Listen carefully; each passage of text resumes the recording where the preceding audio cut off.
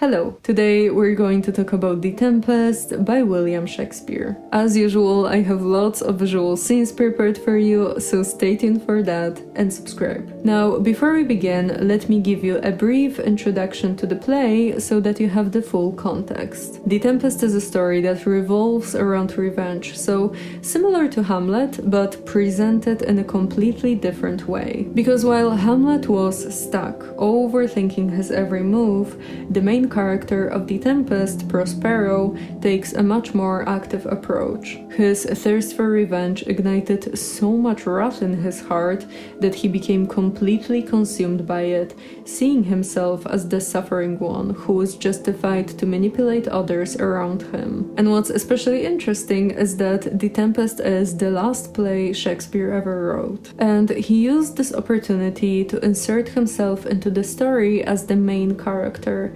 thanks to which we now get to experience the final speech of a creator, set on the stage by Prospero, but with the words that were hidden deep in the heart of Shakespeare. So now we finally begin the story, and we find ourselves at sea during a raging storm. Here we see a ship and two crew members, the shipmaster and the boatswain. The shipmaster orders the boatswain to speak to the mariners, and as he does so, the shipmaster leaves the scene. Soon after that, a group of noblemen enters the scene, and among them we see Alonso, Sebastian, Antonio, Ferdinand, and Gonzalo. They begin asking where the captain is, and to this the boatswain orders them to go back to their cabins as they're only making things worse by being here. To which Gonzalo is like, "Nay, be patient." To which the boatswain becomes even more irritated, and he now shouts at them to hide in their cabins and keep quiet. And to this Gonzalo replies with,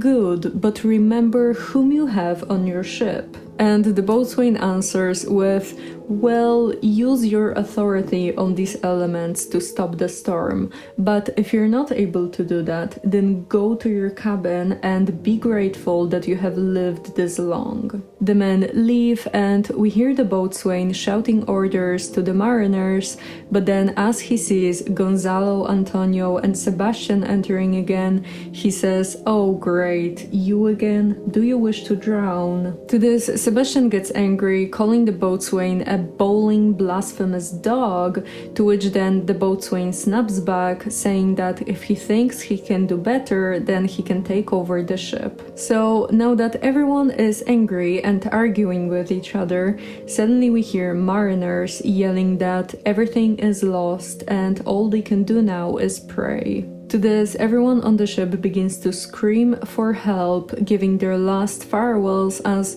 the guys leave to say goodbye to the king. Following that, we find ourselves on the island and we see Miranda and her father Prospero entering the scene. Miranda begins here by saying that if by his art Prospero has raised this storm, then he should now put it to rest. As Miranda deeply feels the pain of those suffering on the ship, and if she had the same powers as her father, then she would never allow for such a tragedy to happen. In response, Prospero tells her to remain calm and to convince her own heart that no harm was done. He then reveals that he created the storm specifically for Miranda, but she does not understand that yet, as she is not fully aware of who she and her father truly are. Now, as they sit down to talk, Prospero assures her that the shipwreck he orchestrated was carefully planned so that no one was harmed. And after that, Prospero gives us their backstory, explaining how exactly both of them got here a couple of years ago. The story goes that Prospero was once the Duke of Milan, and Miranda grew up surrounded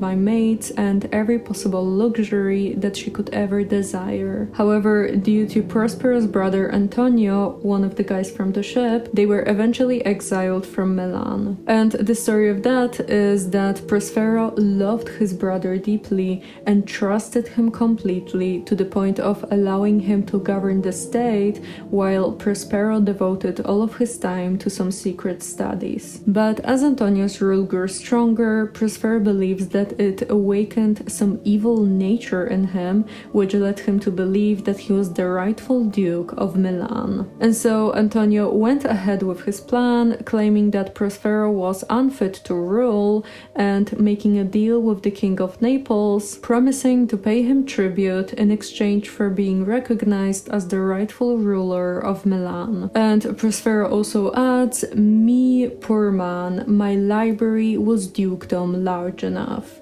which kind of feels like a lie to me, because like if that were the truth, then wouldn't he mind giving away the title to his brother? In a sense that his brother was managing Milan either way.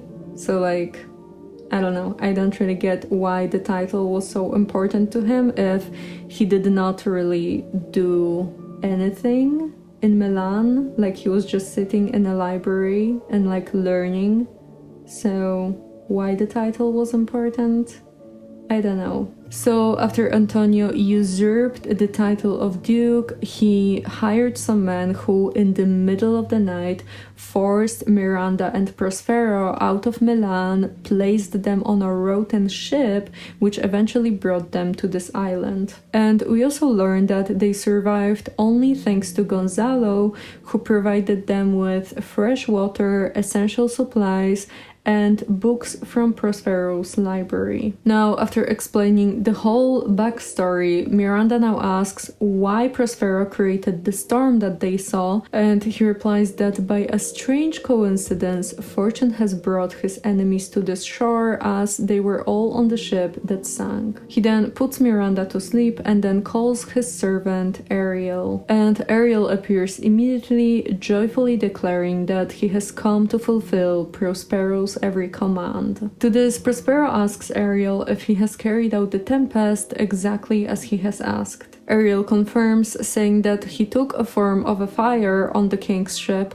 and he burned in many places, causing everyone but the mariners to jump into the sea. Ariel then adds that everyone is alive and well, their clothes not even dirty, as they all now wander around the island with only one person missing. The missing person is the king's son Ferdinand, who has been set aside on a different part of the island, lost and alone. Prospero then asks about the ship, and Ariel replies that he has hidden it safely in a secret harbor, and on top of that he put the mariners to sleep with the help of his magic. Prospero is very pleased with everything that Ariel has done, but he says that there's still one more task for him to do. And to this, Ariel says that since Prospero is causing him so much pain, he should also remember about the promises he has yet to fulfill. After Prospero hears this, he replies with, "Oh, what now?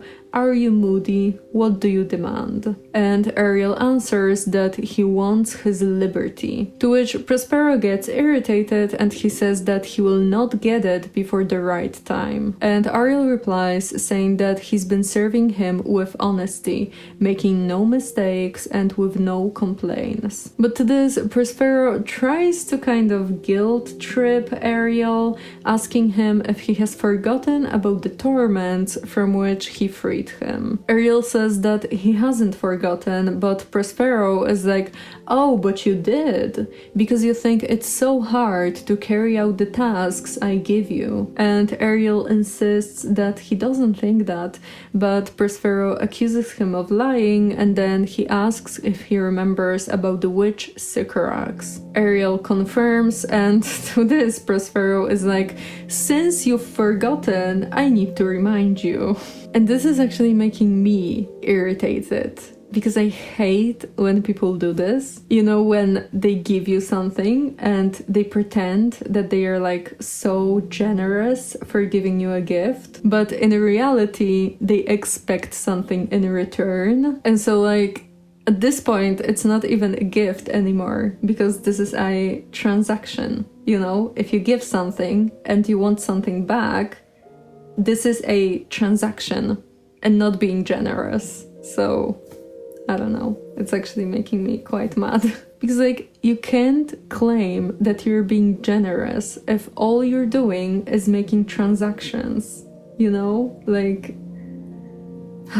And Prospero definitely does that. He tries to come off as this like generous person, this savior in a sense, but in reality he expects so much in return that you can't really call him generous. Like, he's just making deals for himself and making transactions and not actually being generous. So, but he pretends that he is, and then he tries to like guilt trip you into doing stuff for him, which is not good.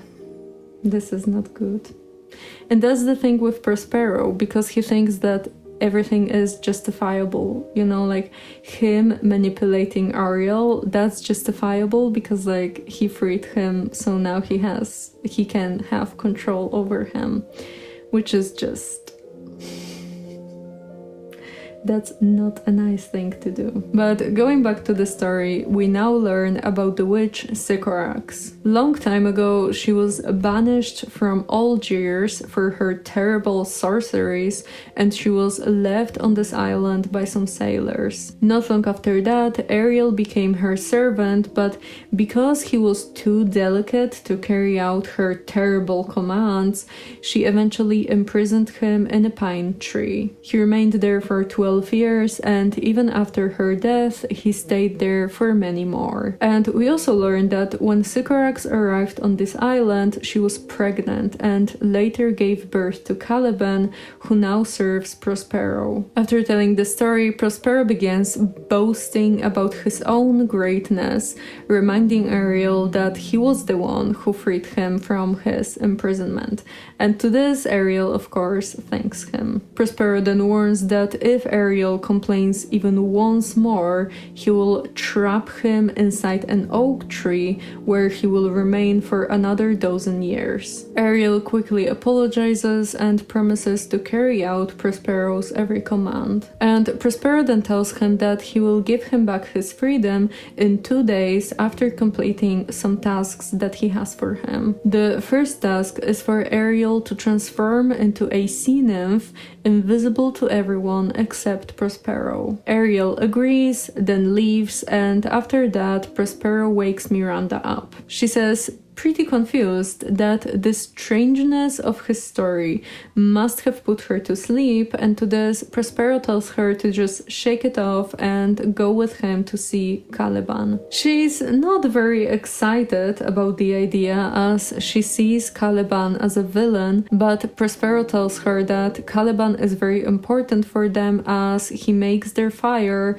and he also fetches wood for them. So then Prospero shouts for Caliban to come, and as he's making his way towards them, suddenly Ariel appears in the form of a sea nymph. Prospero whispers something into his ear, Ariel replies that it shall be done, and then he leaves. Shortly after, Caliban enters the scene, and right from the beginning he has some nasty things to say, to which Prospero immediately casts some curses at him so that he may suffer for the things he has said. Caliban then argues that the island belongs to him through his mother Sycorax, and then he recalls that when Prospero and Miranda first arrived on the island, Prospero was extremely nice to him, feeding him berries and teaching him a lot. In return, Caliban loved him and showed him the whole island, only for Prospero to later usurp it and make him into a slave.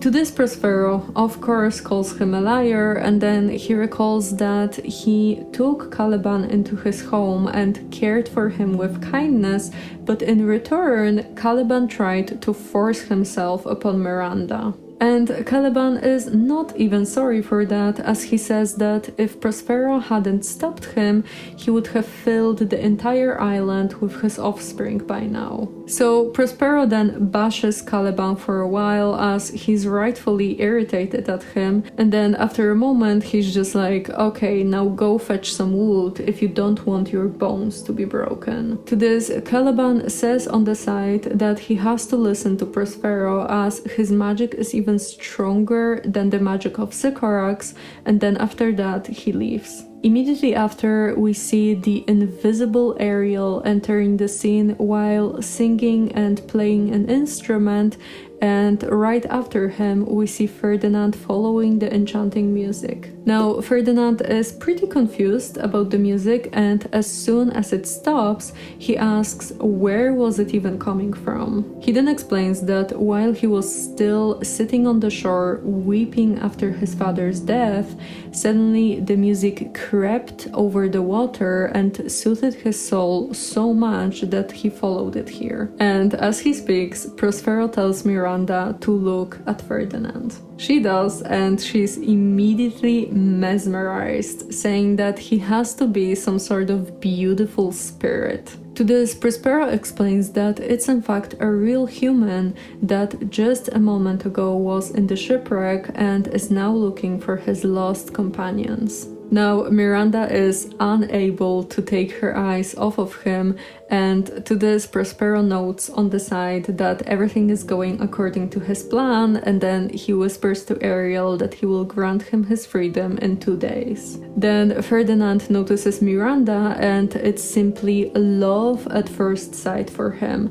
as he's completely enchanted and he calls her a goddess. And after Miranda answers, Ferdinand is quite surprised that she speaks his language, and so then he kind of insinuates that he's very important back in his country. And to this, Prospero replies with, "Oh, how come? What if the King of Naples heard you now?" And Ferdinand answers that the King of Naples does hear him because, as far as he knows, he is now the king, as his father died in the shipwreck along with some lords and the Duke of Milan, Prospero's brother. But then Ferdinand changes the subject, saying that if Miranda is still a virgin and if her heart isn't given to someone else, then he will gladly make her the Queen of Naples. But to this, Prospero whispers to himself that he has to make things a bit difficult for them, because a winning that's too light makes the prize light as well, and so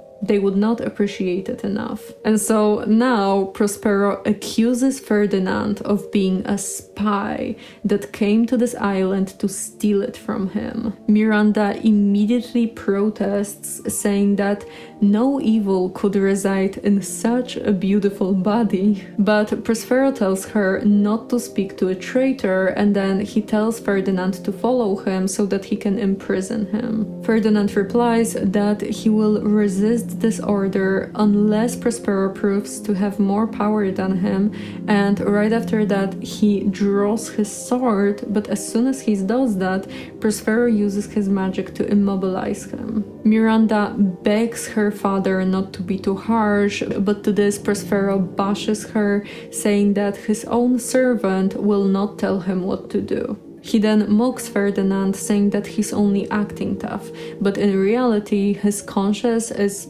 holding him back from striking, and he also warns him that he can easily disarm him with his staff. Miranda once again begs her father to calm down, but he just continues cursing Ferdinand, telling him to obey. Prospero then tells Ferdinand that his strength is weak, and Ferdinand realizes that it's in fact true, as he feels his spirit becoming bound up, just as if he were trapped in a dream. And he also realizes that the only thing he truly wishes for is to be able to see Miranda at least once a day. To this, Prospero is very satisfied that his magic is working well, and then he whispers to Ariel that he still has some more tasks for him to do, and then after that everyone follows Prospero as they leave the scene.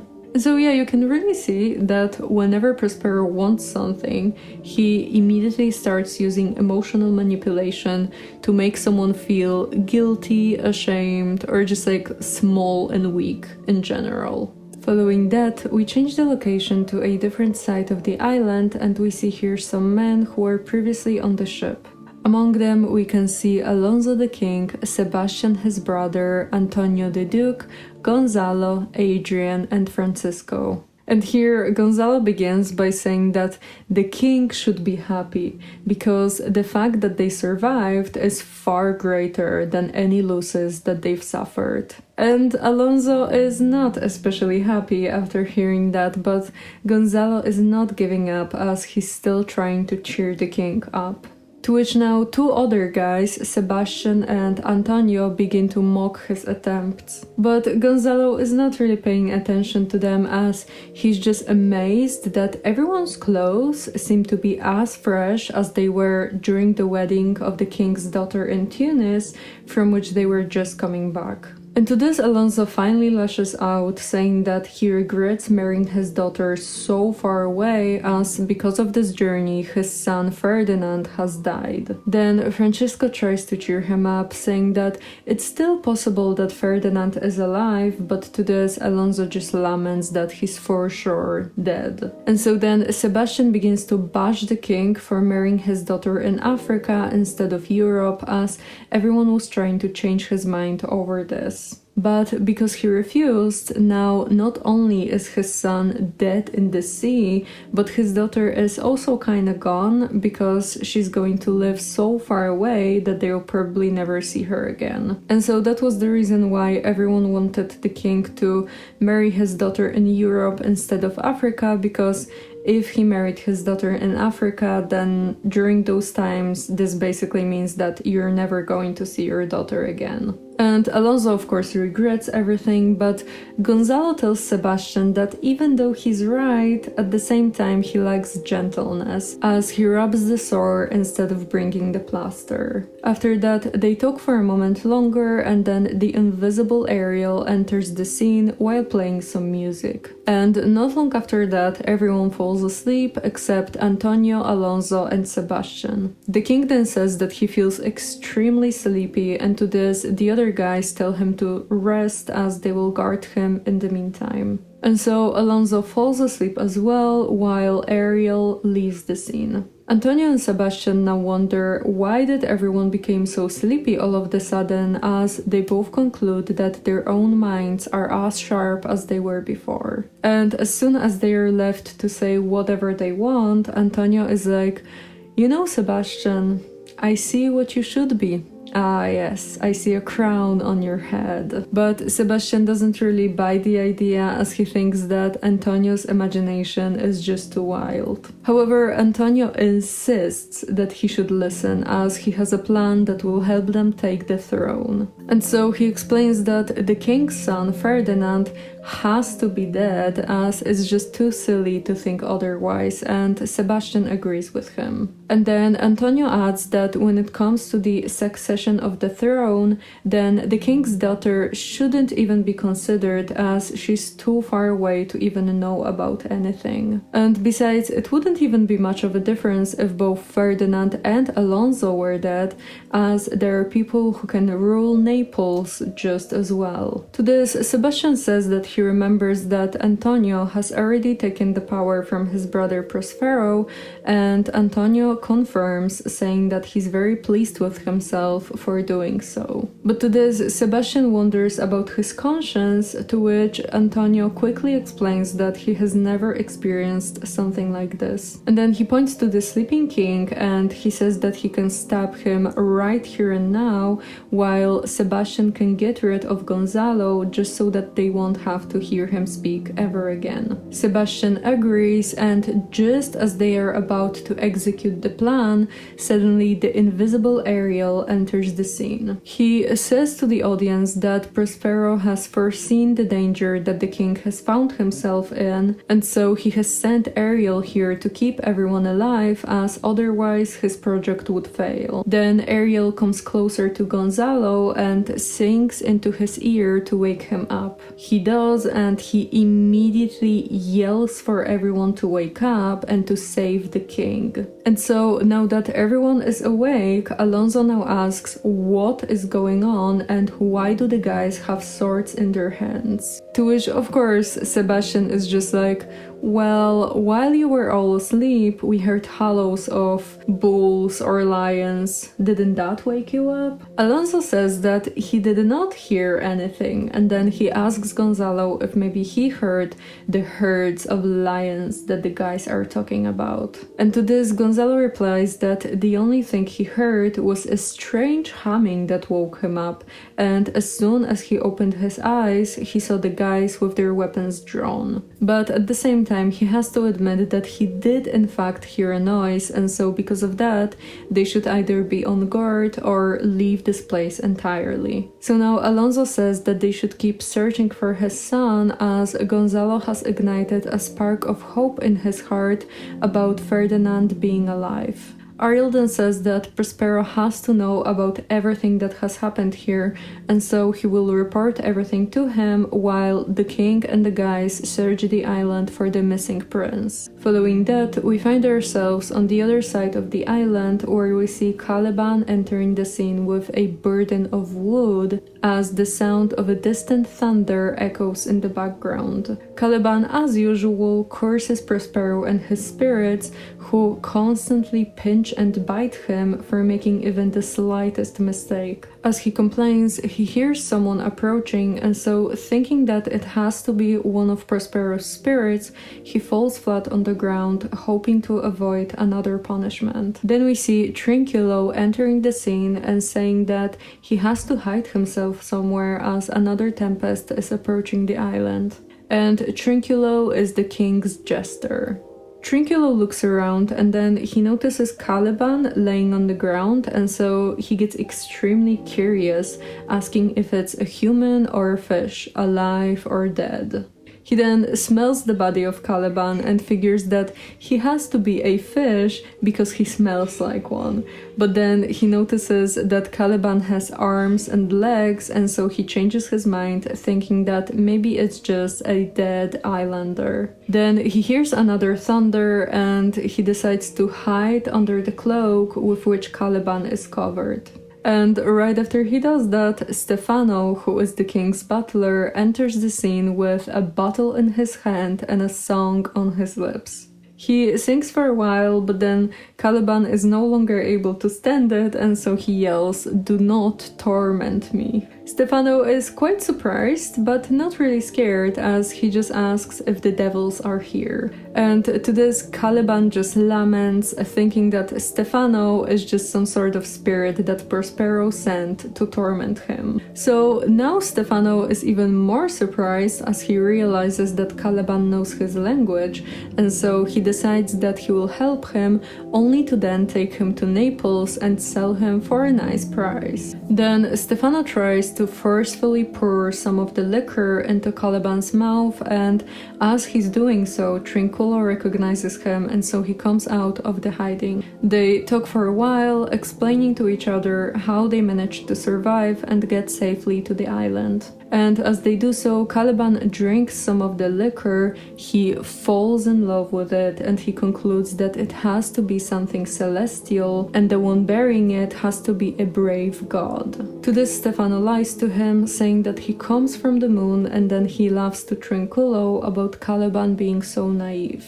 But Caliban praises Stefano, telling him that he will gladly be his servant, but to this, the guys are just mocking Caliban, telling him to kneel down and swear.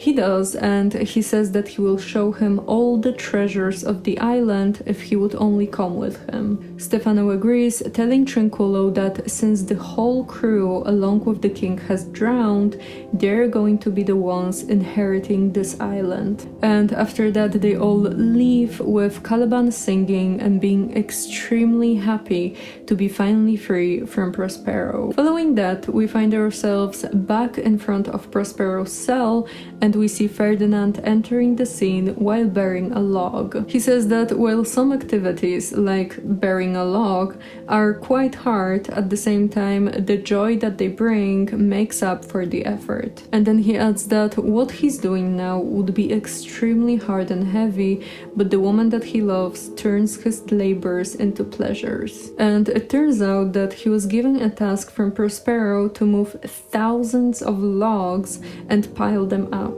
To which Miranda weeps whenever she sees him work, but Ferdinand doesn't really mind, as he just keeps thinking about her, and that makes everything better. And then we see Miranda and Prospero entering the scene. Miranda immediately says that he should rest and not work so hard, and then she adds that she wishes for all of those logs to be burned down. And then she even offers to carry some of the logs while he rests, but To this, Ferdinand, of course, doesn't let her, as he says that he would rather break his back than let her do such labor while he just sits. They then go back and forth for a while, and finally Ferdinand asks for her name because he wants to add it to his prayers. She introduces herself but then panics a bit, realizing that she broke the promise she made to her father not to reveal her name. But Ferdinand just begins to praise her, saying that she embodies every virtue possible, which makes her perfect in his eyes. To this, Miranda reveals a bit about how isolated she was her entire life, as she says that she's never seen another woman in her life, and Ferdinand is the first man that she encountered who would be considered to be like a husband material. But despite all of that, she still feels in her heart that there's no man on earth that would be better for her than Ferdinand. They then continue repeating how much they love each other and how they fell for each other the moment they met. And seeing this, Prospero is actually happy because this is exactly what his plan was, and so now he just prays for grace to rain upon them. Miranda then says that she will be Ferdinand's wife if only he wishes to marry her, but if not, then she will die his mate, because while it's in his power to deny her, at the same time she's going to be his servant no matter if he wants to or not. And to this, Ferdinand of course answers that in that case he is her husband, as his heart desires nothing else. They then take each other's hands and they leave the scene. Prospero then says that he's extremely happy about them getting together, as this is exactly what he expected to happen, and then he says that he needs to go back to his books, so he leaves. Following that, we find ourselves on a different part of the island, and we see here Trinculo and Stefano, and then Caliban walking behind them with a bottle in his hand. And both Stefano and Trinculo just ridicule Caliban here, telling him to drink more of the liquor. But Caliban just says that he wants to lick Stefano's shoe, and then he says that at the same time he does not want to serve Trinculo as he deems him not brave. Trinculo of course gets offended, and he asks if there's ever been a coward who has drank as much liquor as he has today. And to this, Caliban just complains to Stefano, who then scolds his friend. And then Caliban says that he has one more request, and as Stefano begins to listen to him, the invisible Ariel enters the scene. So Caliban explains that he's a slave to a tyrant who, by his charms and manipulations, stole this island from him. And then right after he says this, Ariel whispers in Trinculo's voice that he's lying. Caliban then curses Trinculo, and Stefano threatens that if he interrupts him one more time, then he will punch him. And Trinculo doesn't really know what they mean, as he did not say anything, obviously, and so Caliban just continues talking. He explains that Prospero took control of the island through sorcery, and then he asks Stefano to take revenge on him while making himself the ruler so that Caliban can serve him. And then Caliban adds that he will reveal Prospero's location while the sorcerer is asleep, so that Stefano can easily end his life. But now to this, Ariel once again in Trinculo's voice says that Caliban is lying and that he's not able to do that. And once again, Caliban curses him, Stefano threatens him, and Trinculo is just very confused. So Stefano then asks him, well, didn't you say that Caliban is lying? And Ariel immediately says, once again in Trinculo's voice, you are lying. To which Stefano gets offended, he hits his friend while Caliban is just laughing, and then he continues telling his story, saying that Prospero has a habit of sleeping on the afternoon, and so Stefano can take revenge around that time. But he has to remember to first burn all of his books, as without them Prospero basically loses all of his powers. And Caliban also adds that Prospero has an incredibly beautiful daughter who can give him an equally beautiful children, and so he should consider her. Stefano gets extremely excited. He says that he will get rid of Prospero, then make Miranda his queen, while his friends will become viceroys to this island. After that, we hear Ariel saying on the side that he will report everything back to his master, while the guys begin to sing and dance. But as they do so, suddenly Ariel begins to play some music on a tabor and a pipe, and the guys get pretty confused because they don't know where the music is coming from. But to this, Caliban explains that this is actually a pretty normal phenomena on the island, and so this makes the guys trust the music and go after it. Following that, we are on a different part of the island, and we see Alonso, Sebastian, Antonio, Gonzalo, Adrian, and Francisco coming up. Gonzalo complains here that he's not able to go any further as his old bones are in great pain. And Alonso replies saying that he can't really blame him as he's also very tired, especially considering that he lost hope that his son might still be alive here on the island. And then Antonio, the one conspiring against the king, whispers to Sebastian that he's very glad that the prince is dead, and to this Sebastian answers that they will finish what they started during the night. Then they suddenly hear a strange music in the air, and they see equally strange shapes coming in, which are most likely some spirits that bring in a banquet and they invite the king to eat, after which they depart. But one person stays, and it's Prospero, who's invisible here. Now, Alonso doesn't really want to eat at first as he fears that maybe those were not really good spirits, but Gonzalo convinces him to try some of the food. And as they are about to come up to the table, suddenly they hear a thunder and they see a lighting. And after that, Ariel enters the scene in the form of a harpy, and he claps his wings over the table, making it disappear. Ariel then calls Alonso, Antonio, and Sebastian the three men of sin, adding that they are trapped on this island because they are unfit to live among other men. To this, the guys try to draw their swords, but it turns out that they are too heavy to lift. And then Ariel accuses them of banishing Prospero from Milan and leaving him and his daughter at the mercy of the sea, which is now taking revenge by drowning the king's son. After that, Ariel vanishes in thunder, and the spirits enter again, only to mock the guys and carry out the table. Prospero then says on the side that he's very happy with Ariel for carrying out the plan perfectly, as it left his enemies in confusion. And he then adds that he's now going to visit Ferdinand and his daughter, and he leaves. Now, Alonso is just standing here terrified that the powers of nature reminded him of his crime against Prospero, and that because of this sin, his son is now buried deep in the ocean depths. And he feels a great sorrow over that,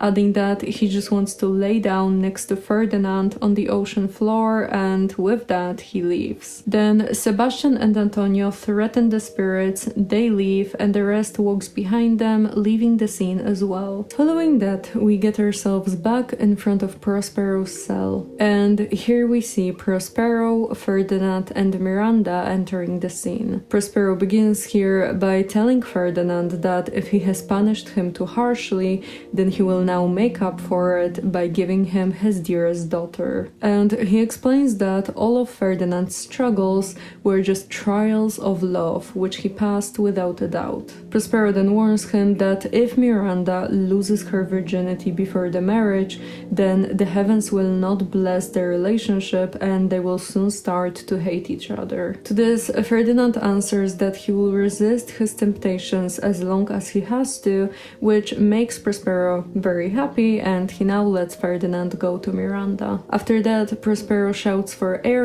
and he enters shortly after. Prospero praises him for everything that he has done and then says that he has one more task for him, which is to bring here a group of spirits, as Prospero wants to put on a little magical show for the young couple. Ariel then leaves and Prospero begins to speak to Ferdinand, reminding him to keep Miranda pure until marriage, and then he shouts for Ariel again, who comes in and begins the performance. First we see Iris entering the scene and saying that Juno wants Ceres to be here as well, and so she enters shortly after. They begin to talk and Ceres asks why did Juno send for her, to which Iris replies that they are here to celebrate a contract of true love and to give it their blessings. And so they of course praise the couple's chastity, and as they're doing so, Juno enters the scene. She praises the young couple and then everyone begins to sing. And Ferdinand is so amazed by all of this that he wishes he could stay on this island forever, calling it a paradise. Then Juno and Ceres whisper something into each other's ears, and at their request, Iris walks away. Then we hear Iris calling out for the nymphs, and right after that, everyone enters together. And soon after, we also see some reapers showing up, and as they start to dance with the nymphs, suddenly Prospero stops the play, saying on the side that he has almost forgotten about Caliban's conspiracy against him. So he thanks the spirits for a good performance, and then he tells them to leave, which they of course do. And he does that in such a manner that Ferdinand now whispers to Miranda, telling her that her father's behavior was strange, to which she says that she has never seen him in such anger before. And to this, Prospero tells them to stay calm as he's just very old and his weakened brain is troubled. And then we get a bit existential here as Prospero says that the actors from before were spirits, which is why they just vanished into the thin air, just like everything that eventually shall dissolve with time. Because according to Prospero, humans are made out of the same fragile material as dreams, and so no matter how grand or important our lives may seem to us, everything and everyone will eventually pass. Then Prospero tells the young couple to rest for a while in his cell, they leave, and right after that Prospero shouts for Ariel to come in. He does, and they begin to prepare themselves for the guys to come. And Ariel explains here that when he was last seen with them, he was leading them with the sound of his tabor through some sharp thorns, which wounded them greatly. And after that, he left them in the filthy mud behind Prospero's cell, where they are now stuck up to their necks. Prospero thanks Ariel for everything and tells him to keep his invisible form and to also prepare a trap for the guys. So Ariel then leaves, and Prospero now bashes Caliban, saying that he's a born devil whose nature cannot be changed, because as he grows older, his brain becomes even worse, forgetting every single lesson that Prospero tried to teach him. Ariel then reappears with a handful of some fine garments, Prospero becomes invisible, and they both hang the clothes around the cell. Not long after that, Caliban, Stefano, and Trinculo enter the scene. And they are all wet and filthy, which causes Stefano and Trinculo to complain about Caliban trusting the enchanted music as it led them into the filthy mud. But Caliban tells them to be patient as everything will pay off after they get to Prospero. The guys are not really happy with this response, but they follow Caliban deeper into the cell. And of course, Stefano and Trinculo are immediately distracted by the fine clothes hanging around, and so they take some, they put them on, and in general, they're just being very silly here. So Caliban tells them that they are just wasting their time, but the guys insist on stealing the garments. And now, as they're taking a handful of them, suddenly they hear a noise of hunters and they see a bunch of spirits entering in the shape of dogs. The dogs start chasing after the guys, who then immediately run out of the cell. And as they're no longer here, Prospero shouts for the dogs to break the bones of the thieves. Prospero is of course very happy with himself as he hears the guys screaming in the distance, and then he says that his plans are almost complete. He then reminds Ariel that he will set him free very soon, and after after that they both leave the scene. Following that, we find ourselves back in front of Prospero's cell, and we see here Ariel and Prospero in his magic robes. Prospero is extremely happy here as he announces that his project is almost complete, and to this Ariel tells him that it's almost 6 p.m., which is the time set for the completion of the project. Prospero confirms, and then he asks how is the king and his followers, to which Ariel replies that they are all imprisoned in a groove just as the sorcerer has ordered. And we also learn that Alonso, Antonio and Sebastian are mad as usual, while the rest is just very full of sorrow, and the poor old Gonzalo has been crying so hard that Prospero would for sure feel mercy if he saw him. And Prospero actually agrees, saying that even though he was hurt by them,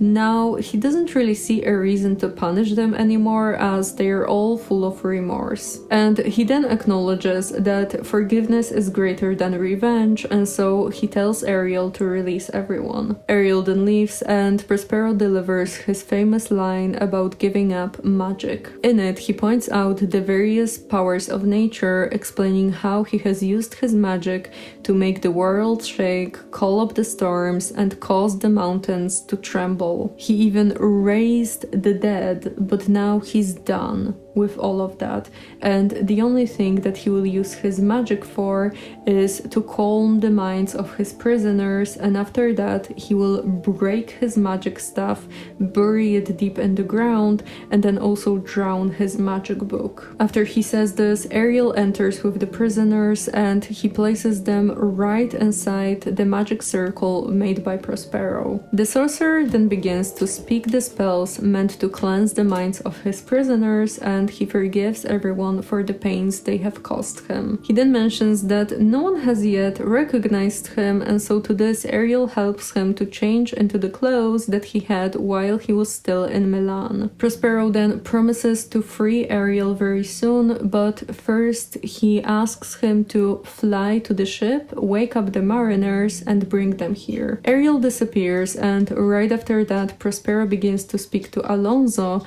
asking him if he recognizes the exiled Duke of Milan. Alonso answers that he's not really sure if it's really Prospero or just an evil spirit before him, but he has to admit that since he saw his face, he's been getting his mind back. He then says that he gives Milan back to Prospero, and then he apologizes for everything that has happened. To this, Prospero first embraces Gonzalo and he welcomes everyone, but he doesn't forget to bash Antonio and Sebastian for conspiring against the king. Then he deems Antonio as the most wicked of them all, adding that calling him a brother would infect his mouth.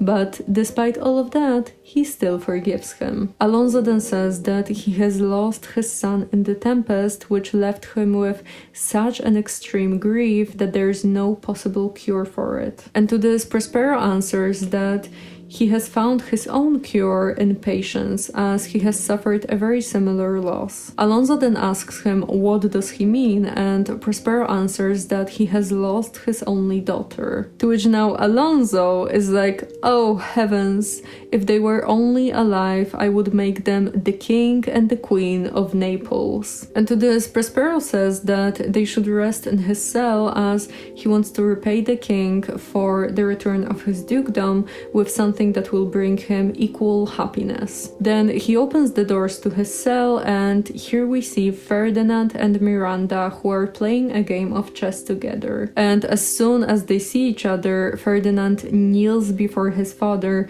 who is of course more than happy to have found his son. And now Miranda comes up to the guys, and she's in such awe of the mankind that she's never seen before that she says her famous words, how beauteous mankind is, O brave new world that has such people in it. Then Alonso asks who is she, and Ferdinand answers that she is the daughter of the Duke of Milan, and she's also Ferdinand's soon-to-be wife. Alonso now worries that he has to ask for his child's forgiveness, but Prospero tells him that the past is in the past. And to all of this, Gonzalo of course weeps like crazy, and he says that everything was made possible thanks to God. Now, as Alonso is embracing his son and Miranda, we suddenly see Ariel coming in with the captain and the boatswain. The boatswain says that the best news is that they have found their king and his company, and the second one is that their ship is waiting for them in perfect condition,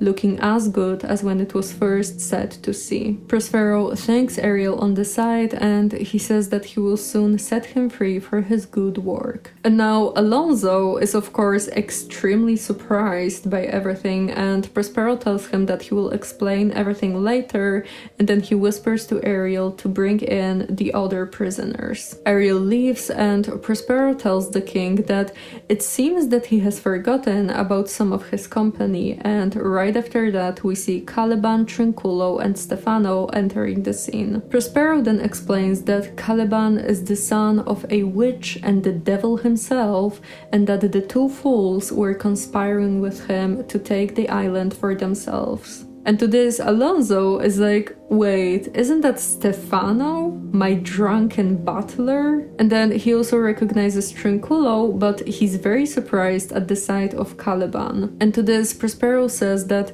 his soul is as ugly as his body, and then he tells Caliban to go to the cell with his companions and to clean it so that he doesn't get punished. And so Caliban leaves along with Stefano and Trinculo. And then Prospero invites everyone to his humble cell where they can stay the night and talk about everything that has happened. Because the next morning they will sail towards Naples, where Ferdinand and Miranda will marry, and then right after that Prospero plans to finally return to Milan. Alonso is very excited about this idea, and Prospero tells him that their journey will be as pleasing as can be, and then he whispers on the side to Ariel that this will be his last task, after which he will finally be free. Then everyone enters the cell, and we get to the final part of the play, which is the epilogue spoken by Prospero. In it, he says that all of his charms are now gone, leaving him with only his own strength, which is the most faint. And then he goes on to say that the audience has the power to either keep him trapped here